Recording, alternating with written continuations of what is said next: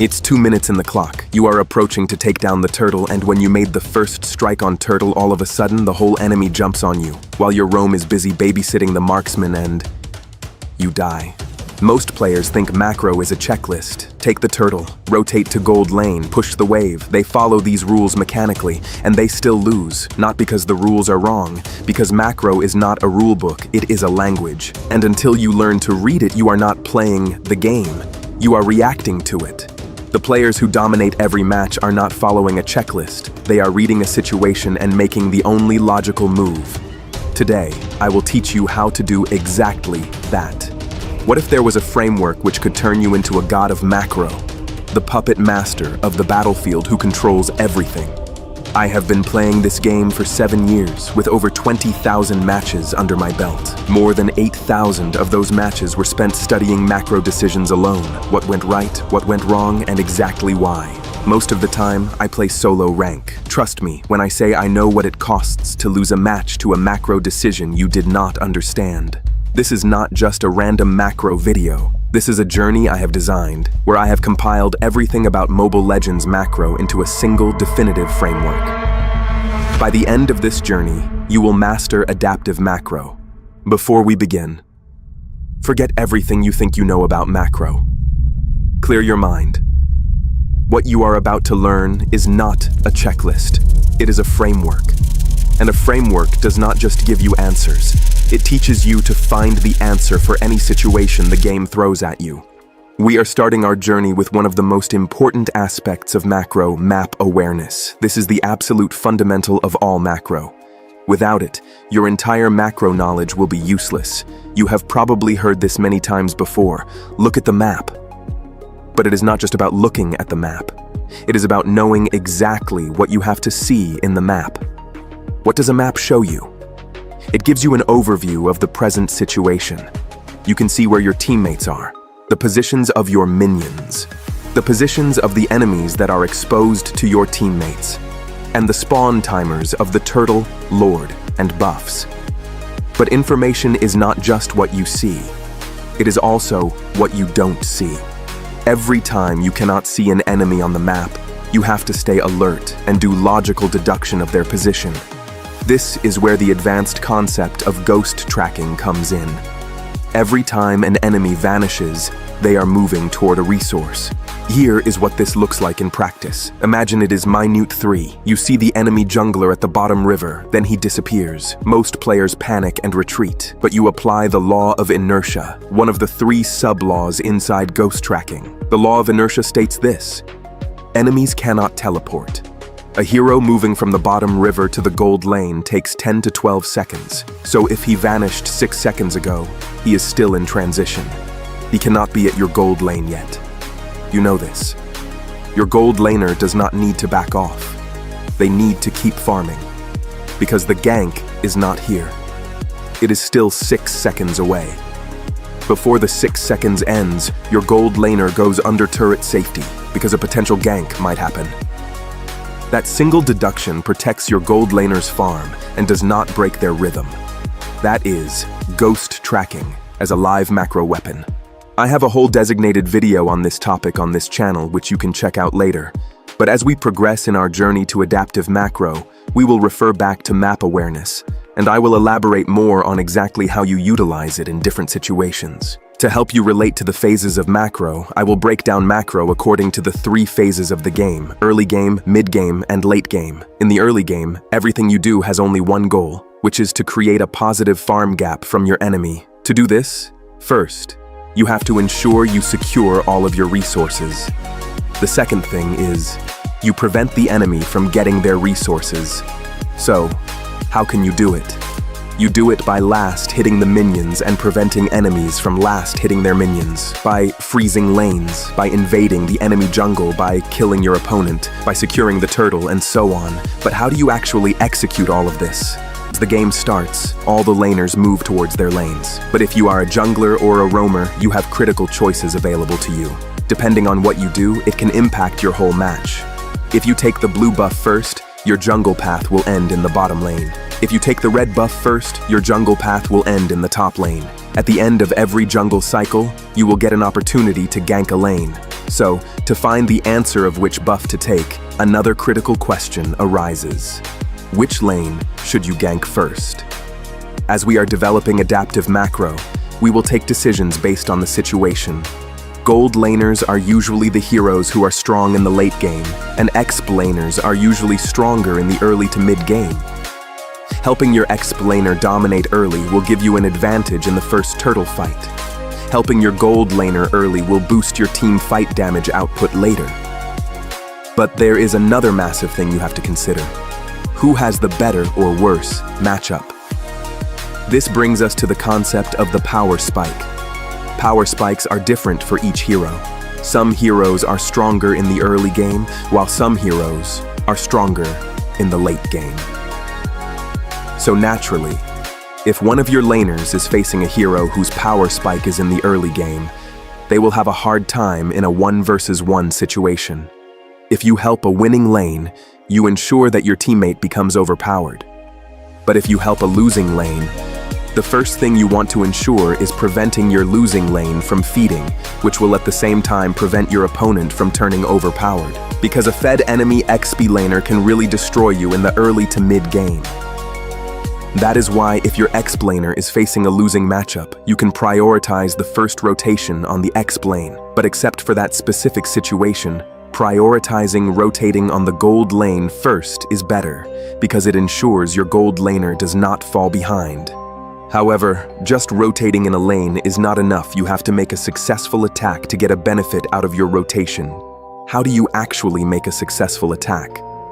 Most people, while rotating, do it mindlessly. The problem with this is, with mindless rotation, sometimes you get lucky and get kills, and sometimes you just go there, nothing happens, you keep waiting, and during this time, you lose your farm. But if we want to create a positive farm gap, we can't waste our time. This is why you have to time your gank while rotating in any lane so that it will not be a waste of time and resources. But how do you do it? Imagine this scene. You rotate to gold lane and there is no minion during this time. Does the gold laner has any reason to come forward? The answer is no. In this situation, all you can do is wait for the gold laner to come forward, which will rarely happen. While you are waiting, you are missing on other farming opportunities in the map. So, how do you avoid this? To avoid this, you have to rotate to gold lane exactly when your minion is present in that lane. You can just keep tracking the minion wave that spawns, time your rotation, and when you see it's approaching to the lane, what benefit it will give you.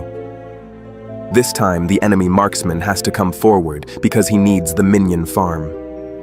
When he comes forward, if you engage him properly, the chances are you will get a kill, and if you still miss the kill, because he used flicker or other spell, it will still be a win trade, because now he is at a disadvantage as his spell is in CD, and if you can drain some of his HP, he might consider to recall. It will allow your team to get turret shield gold. That's why just by doing a well-timed rotation, you can trigger the events that will give you early game advantage. I call this the magnet theory. Every resource on the map is a magnet. Minion wave, buff, turtle, lord. Enemies are always moving toward one. Know the magnet, and you always know where to find your target. So, anytime you gank a lane, first, wait for a magnet to be there which will pull your enemy, and you can utilize this and attack them when they are off guard. So going back to our early game tactics. As you may know, the first turtle spawns on the exp lane. If you rotate to the gold lane first, after a successful attack, you can just use the strong river current flowing toward the turtle to quickly join the turtle fight. But before that, the real question. Is taking down the turtle always the best move? To find the answer, we have to understand the territory law. The territory law states this: every neutral objective belongs to whoever controls the surrounding area. The turtle does not belong to your team because you're jungler attacking it. It belongs to whoever controls the bushes around it. If you calculate it, taking down the turtle will give each of your teammates 60 gold. The whole team will get 300 gold in total. Imagine 2 scenarios. In scenario 1, your roamer and explainer arrive at the turtle bushes first. They control both flanks. No enemy can enter the pit without walking into your vision. The turtle is yours before you even touch it. That is the territory law working for you. Now in scenario 2, the enemy controls those same bushes. You want the turtle. But if you step into that pit, you are stepping into their territory. You cannot see them. They can see you. Forcing the turtle in this state does not give you 300 gold. It gives them 300 gold and a kill. So, what do you do in this situation? That brings us to the concept of trading off. What we want to do is create a farm gap. Instead of taking down the turtle, you can take the enemy buff or gank the opposite lane of the turtle. If you can successfully kill the enemy gold laner and take gold from the turret shield, your whole team will benefit more than taking down the turtle. And at the same time, the opponent gold laner will lag behind, giving your team a massive boost. So, now one thing should be crystal clear to you. If your team wants the turtle, it is not just the jungler's job. It is incredibly important for your roamer, mid laner, and explainer to take control of that area before starting the turtle. Otherwise, trading off with something else is better. Whatever you do, your team's goal should be clear. I know it is hard to get teammates in solo queue who can see your goal, but for now, make sure you understand what is best for your team to do. Now you know how the jungler's choice of which buff to take first decides your entire first rotation path. This also goes exactly the same for your enemy. If you can figure out which buff your opponent started, you can figure out their entire jungle pathing. The roamer should give this information to the team. By revealing the enemy, the roamer will also get bonus gold. But what if your roamer doesn't give you that information? You still have a way to know the jungle pathing of your opponent, and here is where information becomes power. There is a technique called the gold reading trick. At 25 seconds into the game, the jungle buff spans. Check the scoreboard and track how the opponent jungler's gold is increasing. If the enemy gets a sudden 112 gold, which will make the total gold 412 plus a little surplus golds, depending on the buff clearing speed, they started on the red buff. In that case, their path ends at your bottom lane. On the other hand, if you notice frequent rise of gold, 22 plus 100, 22 from small blue, and 100 from big blue, they have 422 plus a little surplus gold. They started on the blue buff. Their path ends at your top lane. 10 gold. That is the entire difference. But that 10 gold tells you which side of the map is about to be invaded, which lane is exposed, and exactly where your team needs to set up ambush. By knowing the enemy jungler's path, you can plan an invade in advance and stop them before they gank the side lane. You can also set up an ambush and kill their jungler midway. Like this, your early game should be designed in a way so that you can get ahead of the enemy when the mid-game hits. Until the 5-minute mark, you have to continue by the laws of the early game. After 5 minutes into the game, the mid-game hits. If you do not make the right choices in the mid-game, you will throw away all the advantages that you gained in the early game. There are 2 pathways to play in the mid-game, and it completely depends on how your early game went. When the mid-game hits, you are either ahead or you are behind the enemy in terms of farming and turrets. First, let's consider you are ahead. In this state, you want to make sure you take advantage of your farm and end the match even before the late game hits. How can you achieve this? The first step is to bait enemies. You already know how to use magnet theory to make a successful attack, but there is another tool which will further enhance it. The tool of mid-game macro, the starvation trap. Here is how it looks in a real match. Your team is ahead. Instead of pushing the wave into the turret of your opponent and giving them safe, easy farm, you freeze the minions before it reaches their turret range. The enemies are starving. They need that gold, so they step forward. The moment they leave turret range, your team collapses on them, and as you are ahead in farm, you will win the fight. If they don't take the risk and come forward, they will keep losing gold and XP. After winning the fight, you are free to take any objective. It can be their turret or buffs. The starvation trap does not require superior mechanics. It requires superior patience. You are not waiting for them to make a mistake. You are engineering the mistake by controlling their hunger. If you are an X-planer, you can cut lanes and rotate quickly to create a number advantage for your team in any team objective. This is a great tactic to win team fights. One warning: if you rotate without clearing your wave first, you hand the enemy a free turret. A rotation without clearing wave is not a play. It is a gift to your opponent. When you are ahead, mid-game tactic is simple.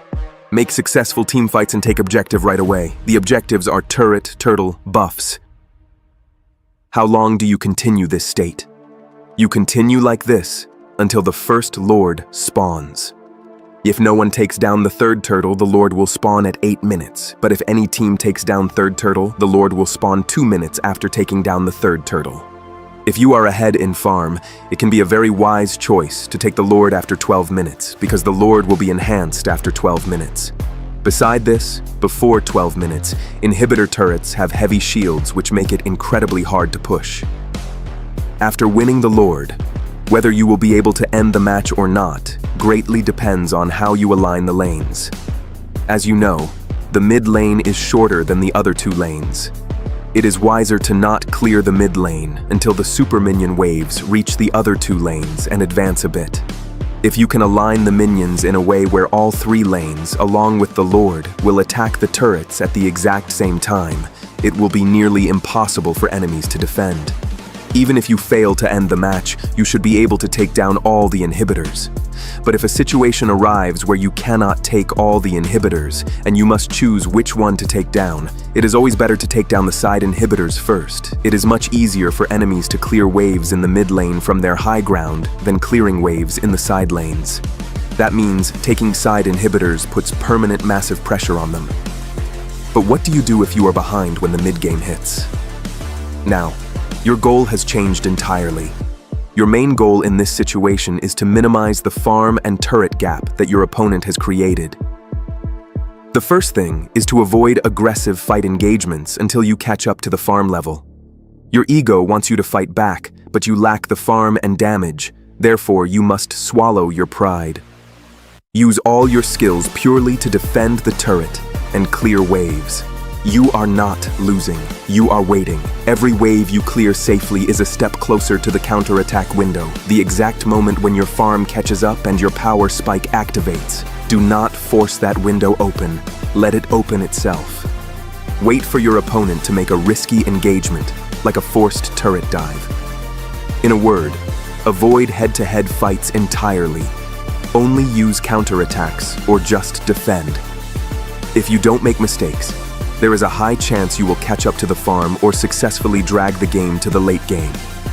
If you are way behind your opponent, it is even wise to not join the Lord fight at all and keep farming instead. Because if you stay alive, there is a high chance you will keep defending Lords from inside your base, dragging the match to the late game where farm gaps no longer have any effect. Basically, when you are too behind, put all your focus on saving the inhibitor turret. If you lose inhibitor turret, super minions will spawn, which will make it very hard to defend against your opponent. But if you can keep them alive and hit the late game, you will have an opportunity to make a comeback in the match. Now, welcome to the late game. The late game is a time where a single mistake will take away the whole match from you. This is the time when you have to play with extreme caution because the death timers are massive. To dominate the late game, you have to understand the late game power spikes. As we have discussed before, farm-dependent heroes who scale high with equipment become very strong in late game. They are generally marksmen, but there are also other stack-dependent heroes who get really strong in late game. If your enemy has those power spike heroes, they are the priority targets. If your team can take down those heroes first, when a fight starts, your chance of winning this fight becomes high. But since they are at their power spike, you need proper engagement from the CC heroes of your team so that you can kill them before they get the chance to deal any damage. At the same time, you have to protect the late game power spike hero of your own team with top priority. The longer your late gamer teammate will survive, the more will be your chance to win fights. You have to remember, no matter how much damage a late-game hero has, they are still squishy. So they have to position themselves in a way which will make it harder for the opponent to touch them. Beside this, itemization. Knowledge like use of key quick item switches, for example. Immortality, Winter Truncheon, Rose Gold can also help you perform better in late game. There is another tool in late game, I call it Formation Breaker. It is very useful to break enemy formation when they are sticking together. If your team has a high mobile split pusher, he can push side lane minions and then quickly join the team. It will force one enemy to break their formation and defend the turret. Like this. You can create 4 versus 5 team fights in late game, which will increase your chance to win fights. And then comes the moment that decides everything. The Lord Fight. If you can't win Lord Fights, it is hard to win a match. After 18 minutes, the Evolve Lord appears. This Lord Fight is the ultimate crisis point. If you lose this Lord Fight, the enemy will have a guaranteed opportunity to end the match. But how can you ensure you win the Lord Fight? Many players think the Lord Fight happens after the Lord actually spawns. They are completely wrong. The Lord Fight starts the exact second the timer of the Lord spawn appears on your map. The Lord timer starts 2 minutes before the Lord spawns. It is a loud signal that you have to take control of that territory. Here is the sequence that wins Lord Fights. The moment the 2-minute timer appears, your exp laner identifies the lane opposite to the Lord. They push that wave hard and fast. They need to crash it into the enemy turret exactly 10 seconds before the Lord spawns. Then they immediately rotate to the Lord pit. Why? Because the enemy now faces a choice. Defend the wave that is destroying their turret, or contest the Lord. They cannot do both perfectly. While they are split in their decision, your team has already taken both Lord side bushes. Your roamer and fighter are zoning. Your marksman is dealing damage. Your jungler is timing retribution. The team that executes these 5 roles in sync does not just have better odds. They have removed the enemy's ability to make a clean decision. That is how you make the Lord zone your territory and steal the mental game before the Lord even spawns. Just like it is your jungler's job to time the retribution correctly to secure the Lord, it is an equally important job for all other teammates to zone out the opponent and take control of all the bushes near the Lord. If a Lord is stolen by your opponent, you share the equal fault for it getting stolen. Because you didn't zone out the enemy properly, the Lord was stolen. The roamer, fighter, and mage have the highest power to zone out enemies, while the marksman deals damage to the Lord and the jungler secures it with retribution. The team that executes these specific roles correctly will have the highest chance to secure the Lord. If you win the Lord fight, just sync the minions, engage a well-timed fight when they are busy taking down the Lord, and end the match. But if you lose the Lord fight, you must go into an all-defensive mode.